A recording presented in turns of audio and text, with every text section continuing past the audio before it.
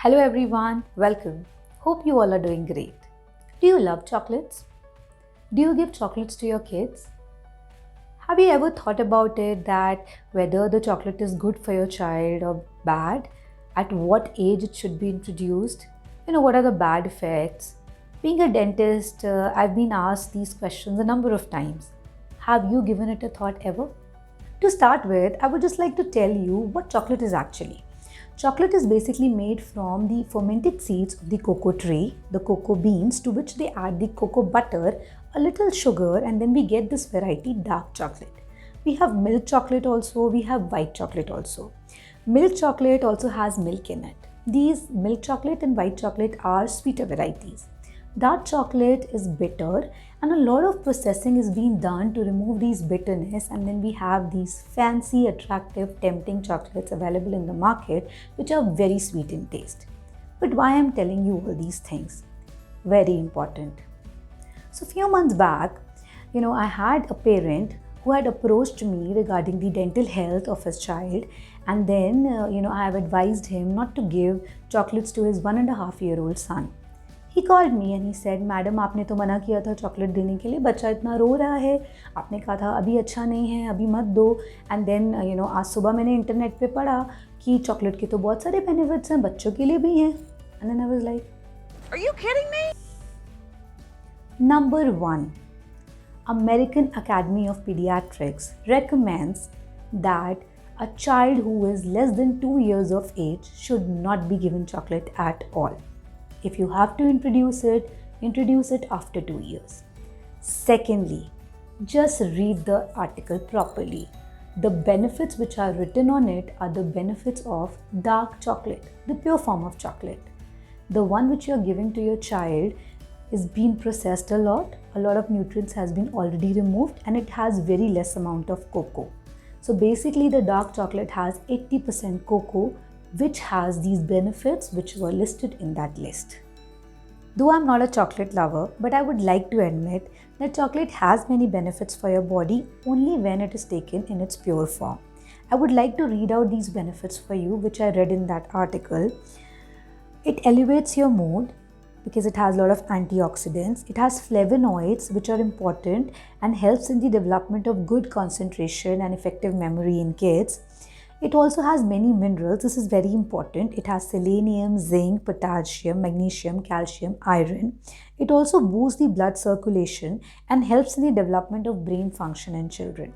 They say it is good for brain and heart. It helps in reducing the cholesterol levels. It also helps in reducing the stress levels. So yes, it is important, it is a good thing, but only when it is taken in its pure form, that is dark chocolate, which is very bitter in taste, and I'm very sure that your kids are not going to like it. Before discussing about the bad effects of chocolates, I would like to tell you about few recommendations. American Academy of Pediatrics recommends that kids who are above 2 years of age can have 25 grams of added sugar throughout the day. And you would be amazed to know that 28 grams of dark chocolate has 15 grams of sugar. You go to the market and buy chocolates which are available and just check the contents behind that, and you would be surprised to see how much quantity of sugar it has. Secondly, they also recommend that kids who are below 12 years of age should not be exposed to caffeine in any form, whether it is a drink or any food item. So one thing is clear, that chocolates cannot be given to the child on daily basis. Excess of everything is very bad. If the child is consuming chocolate in very large amounts, and that too on daily basis, then this is going to result in a lot of bad effects, which I am going to discuss now. The very first thing which might come in your mind is cavities. I would like to tell you one thing here. Chocolates cannot directly cause cavities, but if you are not going to maintain the proper oral hygiene of your child, you are not going to brush the teeth properly, then it might result in cavities. Secondly, it can cause insomnia. Chocolate has caffeine, which may stimulate the body of the child and keep him awake at night. Third, it can also result in increased urination as it has caffeine present in it. If the child is having a lot of chocolates, he or she may get used to the sweet taste of the chocolate and they may start avoiding the healthy food items, the fruit and veggies, which are really important for them. If the child consumes chocolate on daily basis, he or she might get addicted to it also. Then it would be very difficult for you. They will cry for it every day. It has been also seen that chocolates can result in hyperactivity in kids also. It has lots of sugars which can result in adrenaline rush and which can make the kids very hyperactive. They won't sit at one place, They may have some concentration problems also. A lot of chocolate consumption can also result in increased risk of diabetes and obesity later in life.